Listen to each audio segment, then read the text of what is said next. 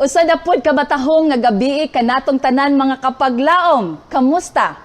Greetings from Zamboanga Peninsula Mission gikan sa atong mga administrators, of course sa atong mga kababayin-an ug sa matag panimalay nato. I greet you with the love and peace of our Lord Jesus Christ as we study the Word. Let us open our hearts, mga kapaglaom, to receive God's Word and allowing this truth alang sa pag-transform ka nato with His love and to empower us with our journey ahead. May our message tonight, mga kapaglaom, be a source sa atong spiritual and encouragement as we study and glorify God sa atong tanan nga pagabuhaton. Mga kapaglaom, tuning in from afar, though we are separated by miles, we are united by the band of faith and to share the experience of worshiping our Creator. May you feel the embrace of God's love, bisan asa kita. And may the time of worship be a source sa atong spiritual nourishment and renewal sa atong mga kalag. Before we start, mga kapaglaom, mag-ampo kita. Father God in heaven, this very moment, we invite your Holy Spirit to be with us as we study thy words. Continue to bless us, dear Lord. Open our hearts and mind, and also the congregation, the listeners, and the kapaglaom. Continue to bless us and forgive our sins. In Christ we pray. Amen. Karon nga gabi mga kapaglaom, magapadayon kita sa pagtuon sa atong tema karon nga nagauluhan pagpangita sa nangawala or seeking the lost. Have you ever experienced nga nawala ang imo nga mga butang nga importante kaayo kanimo? Sa usa ka crowded, usa ka busy nga lugar, maybe no napanik ka, bisan asa sa pagpangita, feeling nga defeated ka, feeling frustrated kung asa nimo pangitaon ang imong butang. But fortunately, sa usa ka panahon imo kining nakita. Feeling relief nga imo nga mabati, happiness, siguro sometimes need celebration. Mga kapaglaom, do you ever feel nga ikaw nawala? Maybe dili sa imong physical, but sa imong spiritual nga pag-alagad? Busa karon nga gabi kani nga mensahe para kanimo. The Holy Bible in Genesis 1:1, common text in the Bible, nagasulti dinhi, in the beginning, God created the heaven and the earth. And if we jump to verse 25, it says, and God saw that it was good. It was perfect in every way. For God does not make any mistake. But sin came. Ang sala mga kapaglaom nag-abot. Now, the world is full in place with all sorts of dangers, sickness, mga death, pains, mga kapaglaom. Even evil deeds, no? Nga atong makasinati bisan asa, mga war crimes, massacre, rape, tortures, bisan asa, terrorism, ato kini madungog bisan asa. Mga kapaglaom, usa ka report, usa ka rape, slaying of females nga architect nga nahitabo kini sa Davao City. Usa ka makapatindog kini nga balahibo nga panghitabo nga dili pa jud dugay. Almost 3 weeks after the death aning 28 years old nga usa ka dalaga nga architect nga si Blanche Marie Bragast. Ang complaint for rape with homicide has been filed against sa upat ka mga suspect. A rape slay incident didto sa Kalinan, Davao City last May 17, 2023. You know mga kapaglaong, after she went missing, she was found dead. Nakita na siya nga patay didto sa banana plantation.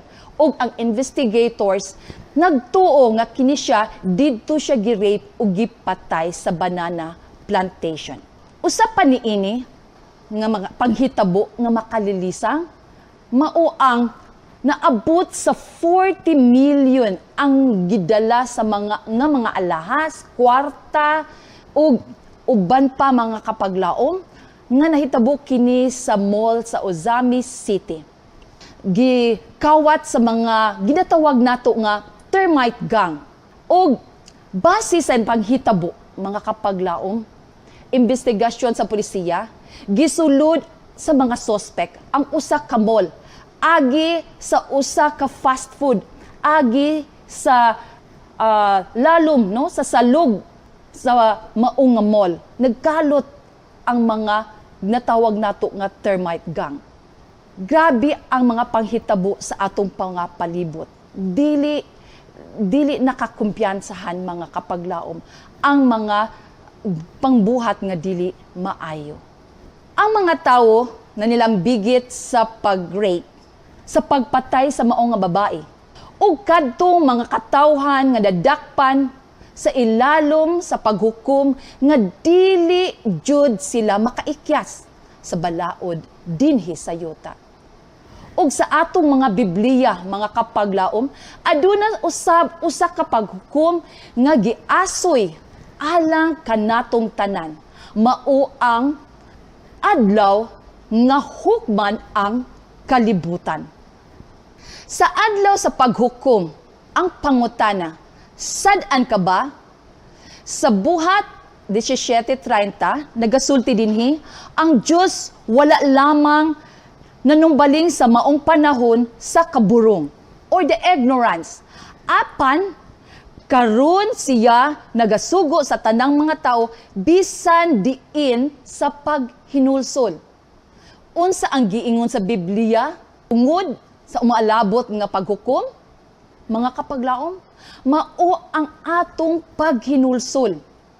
Sa pagpadayon, kay siya nakatudlo na og adlaw kanusa subay sa katarungan. Iyang pagahukman ang kalibutan pinaagi sa usa ka tawo nga iyang tinudlo. Og kini iyang gipanghimatud-an ngadto sa tanang mga tawo pinaagi sa pagbanhaw kaniya gikan sa mga patay.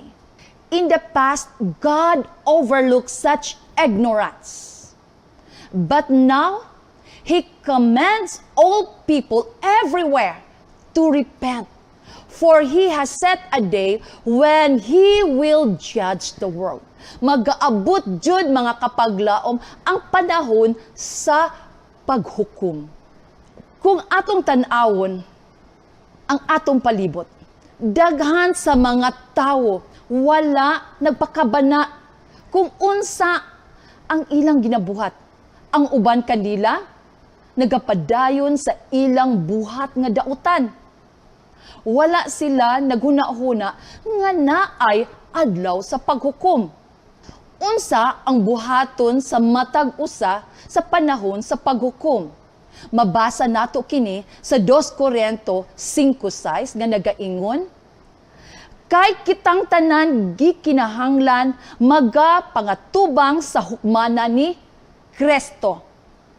Aron ang matag usa magadawat sumala sa nabuhat sa iyang mga lawas. Maayo o dautan. Yes, mga kapaglaom, nothing is hidden in the eyes of God. Good or bad, small or great. Ato kini pangatubangan sa hukmanan. Madautan man siya, umaayo. Sa Santiago 2:12-13 nagaingon, kinahanglan managsulti og managbuhat kamo ingon nga mga tawo nga pagahukman ubos sa kasuguan sa kagawasan. Unsa ang basihan sa panahon sa paghukom, mga kapaglaom? Kinahanglan magbuhat kita, managsulti kita. Tungod kay ang tawo pagahukman ubos sa kasuguan sa kagawasan. Kay ang paghukom walay kaluoy alang sa tawo nga wala makitag kaluoy. Gani ang kaluoy magadaog batok sa paghukom. Ang pangutana mga kapaglaom, unsa ang basahon ang pagaukban sa panahon sa paghukom? Kini ba ang encyclopedia? Kini ba ang atong Biblia? Kini ba ang Quran? Basahon nato mga kapaglaom sa Malakay 3:16 nga nagaingon, unya ang may kahadlo kang Jehova nga nagsulti ang usa ug si Jehova na mati ug nagpatalinghog. Ug ang usa ka basahon sa handumanan gisulat sa atubangan niya. Alang kanila nga may kahadlok kang Jehova ug nagpalandong sa iyang ngalan. Mga kapaglaom, ana ay isa ka sugilanon sa usa ka amahan nga naninguha nga makakaon kauban sa iyang anak. Kani nahitabo kini sa panahon sa World War II. Gisugo sa amahan ang iyang anak, "Anak, mangita ako pagkaon. Ug may naak ko nakita nga kalubinan. Ako kasuguon nga magpadistansya. Ug samtang ako magasaka, kung may makita ka nga tawo, ikaw magasitsit. Ug ako manaog, aron nga dili ako madakpan." Busa, nag-abot ang panahon nga gibuhat na sa amahan ang pagsaka sa usa ka lubi. Samtang naa na siya sa taas, taud-taud ang usa ka anak nagsitsit ug nagdali-dali ang usa ka amahan sa pagkanaog. Sa paglingi-lingi niya, wala may tao ngano nagsitsit man iyang anak. Gani nagbalik dasad ang mao nga amahan sa pagkatkat. Pag-abot niya sa taas, nakadungog dasad siya og usa ka sitsit ug ang usa ka amahan nanaog, hapit siya mahulog tungod sa pagdali-dali. Sa kasuko niya, iyang giduol ang anak, "Anak, nganong nasitsit man ka? Nga wala man ko nakita nga tao." Ang amahan nagpanguta, "Ngano man, may nakita ka ba nga tawo?" Ug ang usa ka anak natubag, "Tudlo sa iyang tudlo, pata adto sa langit." Yes, mga kapaglaom, ang usa ka amahan, siguro naghuna-huna siya nga wala may nakakita sa iya. Ang Diyos, mga kapaglaom, nakakita sa tanang buhat nato. Gusto mo bang mahibutang ang imong pangalan sa basahon sa kinabuhi? Busa, magbuhat kita og maayo. Asa mahibutang ang atong pangalan, mga kapaglaom, kung magbiya kita sa Diyos. Mabasa kini nato sa Jeremias 13 nga nagaingon, "O Jehovah, ang kalauman sa Israel, ang tanan nga mangbiya kanimo, pagapakaulawan sila. Kadtong mingbiya kanako, igasulat diha sa yuta, tungod kay sila mingtalikod kang Jehovah." Dili basta-basta mga kapaglaom. Tungod kay ang atong pangalan mahisulat sa yuta. Tungod kay sila mingtalikod man kang Jehovah, ang tuburan sa buhi nga katubigan. Asa isulat ang pangalan sa mga mingbiya sa Dios? Meaning nga igasulat sa yuta. Sa uban nga translation, kini gisulti sa Book of Death. Ang uban sa kalibutan sa mga patay. Ang pangutana, kung ikaw matarong, asa sad maibutang ang imong pangalan? Sa Pinaydayag 20:12 nagaingon, "Og nakita ko ang mga patay, dagko og mga gagmay, nga nagatindog sa atubangan sa trono, ug dihay mga basahon nga gipamuklad nga mao ang basahon sa kinabuhi." Diin may sulat, mga kapaglaom, ang matarong? Sa basahon sa kinabuhi. pagkatahom kung didto makita ang atong mga ngalan. May naay tulo ka basahon nga pag-aablihan sa panahon sa paghukom. Ang una niini mao ang basahon sa handubanan nga nasulat ang maayong binuhatan.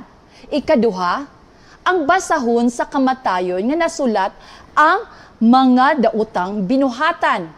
Ug ang katulo, mao ang basahon sa kinabuhi nga nasulat ang mga ngalan. Mga kapaglaom, aha ba sa tulo ang gusto mong masulat ang imong ngalan? Dinhi mga kapaglaom, makita nato ni bisan kinsa nga dili makaplagan nahisulat dinhi diha sa basahon sa kinabuhi, siya igatagbong sa linaw nga kalayo. Pagkapaita mga kapaglaom, kung dili kita magmatarong, magmaayo sa atong mga buhat. Dili kita makaplagan sa handumanan ang atong mga pangalan. Tungod kay ikatagbong kita sa linaw nga kalayo. Diin magsugod ang paghukom sa Dios. Mabasa sad nato kini sa 1 Pedro 4:17 nga nagaingon, kay panahon na nga pagasugdan ang paghukom diha sa balay sa Dios, ug kun kini magsugod man kanato.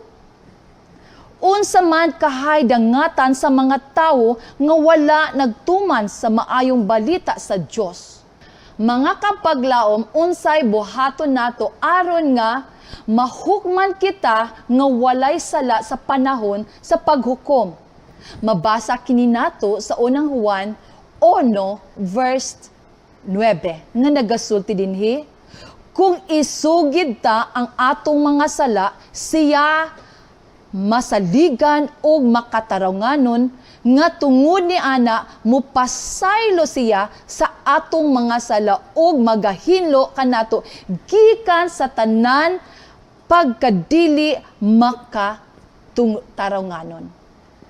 If we confess our sins, He is faithful and just to forgive our sins. Siya mga kapaglaw, makapasaylo sa atong mga sala. Mga kapaglaom, kinsa ang atong manlalaban nga mahimong tagpanalipod sa panahon sa paghukom? Mabasa kini nato sa unang Juan 2:1 nga nagaingon, minahal kong mga anak, nagsulat ako kaninyo niining mga butang nga aron kamo dili magpakasala. Apan, kung may makasala man gayod, kita adunay manlalaban nga magatubang sa amahan nga si Jesucristo ang matarong.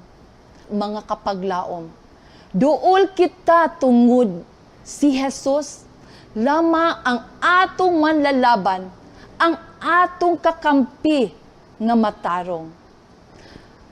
Sa panahon bitaw mga kapaglaom, nga may naatay gusto nga i-fight nga rights, gusto nato nga ipaglaban, dako kaayo ang proseso nga atong pagabuhaton na ana. You need advisors, you need lawyers, time, money, aron ato kini nga mahatagan og hustesya ang ato gusto nga rights. Daghan kaay proseso mga kapaglaom, dili basta-basta, ug mag-abot pa gyud ang panahon nga whether ang atong rights mabildi o madaog.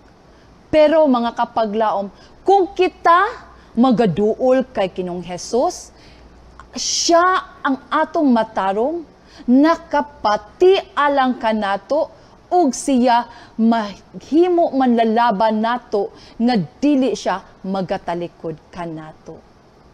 Sa Ecclesiastes 12:13-14, ang pangutana, unsa ang basihan sa hukom? Nagasulti dinhi, kini mao ang katapusan sa butang, ang tanan nakadungog na kahadluki ang Dios ug bantayi ang iyang mga sugo. Kay kini mao ang tibuok nga katungdanan sa tawo, kay paggadadon sa Dios sa paghukom uban ang tagsa-tagsa katinago nga butang, bisan ang maayo ug bisan ang dautan. Mga kapaglaom, dili kita makalikay niini kay bisan sa maayo ug dautan kini pagahukman sa Dios. Unsa ang atong angayan himuon? Mga kapaglaon, kahadluki ang Dios ug bantayi lamang ang iya nga sugo. Mga kapaglaom, God is inviting us tonight. Sa Isaiah 1:18 nagaingon dinhi, "O mari kamo karon, ug usahan ta ang paghusay," nag-ingon si Jehovah. "Bisan pa ang inyong mga sala mapula, sila pagaputiod ingon sa neve.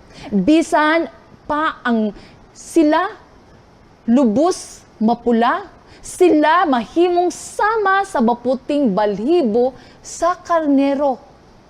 Bisan pa sa itom, ngit-ngit kahugaw mga kapaglaom, ang uban may naa magasulti, wala na gyud kay pulos, ngit-ngit pa ka sa alkitran, pero sa atubangan sa Dios, kung kita lamang magaduol kay kadiya, mga kapaglaom, siya magahinlo kanato. God is inviting us to come to Him. Maybe gibati nato nga dili na taangayan sa atubangan sa Dios tungod sa daghan nato na himong dili maayo kaniya. Pero God has lots of promises. As long as we come to Him, iya kitang pasayloon. Iya kitang putlion, mga kapaglaom. Ang Diyos nagatawag sa imong ngalan karon, mga kapaglaom. Listen to the still small voice. He loves you. He cares and forgive you, dear kapaglaom. Imo bang ihatag ang imong kinabuhi? Gusto ka niyang luwason? Magpaluwas ka ba? Nahigugma pag-ayo ang Diyos kanimo kapaglaom. Imo bang ihatag ang imong bug-os nga kasing-kasing? Bisan sa kangit-ngit sa imong suliran, sa imong kasanatian, iya kining maputi kung kita magaduol lamang kaniya. We will be with Him together with our loved ones in paradise forever. What a blessing, mga kapaglaom. This is the truth of Jesus Christ. To be a part of this glorious day, mga kapaglaom, all we have to do is to put our trust and believe in Jesus and accept Him as our personal Savior.